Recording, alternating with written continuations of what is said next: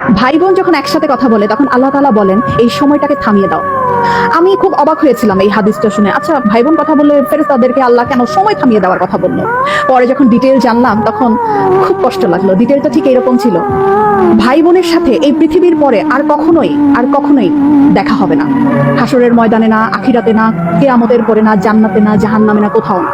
বাবা মার সাথে দেখা হওয়ার সম্ভাবনা আছে, স্বামী স্ত্রীর সাথেও দেখা হওয়ার সম্ভাবনা আছে, ছেলে মেয়ের সাথেও দেখা হওয়ার সম্ভাবনা আছে, কিন্তু ভাই বোনের সাথে সম্পর্ক শুধুমাত্র এই পৃথিবী পর্যন্তই।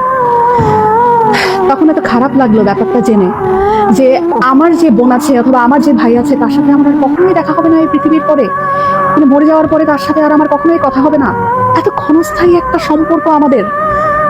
যারা সম্পত্তি নিয়ে ঝামেলা করে ভাই বোনের সাথে কথা বলে না, যারা অনেক ঝগড়া বিবাদের কারণে ভাই বোনদের সাথে কথা বলা বন্ধ করে দেয়, তারা না করেন না এই ব্যাপারটা। সময়টা না খুব কম, আমাদের খুব কম।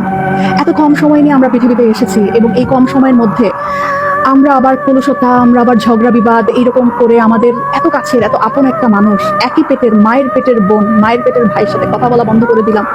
এই মানুষগুলোর সাথে তো আমাদের আর পৃথিবীর পরে দেখাও হবে না, কথা হবে না। কি দরকার মনে এত কষ্ট রেখে? ভুলে যাই না সব, ভুলে যাই। অল্প একটু সময়ের ব্যবধান, তারপরে সব নাই, শেষ।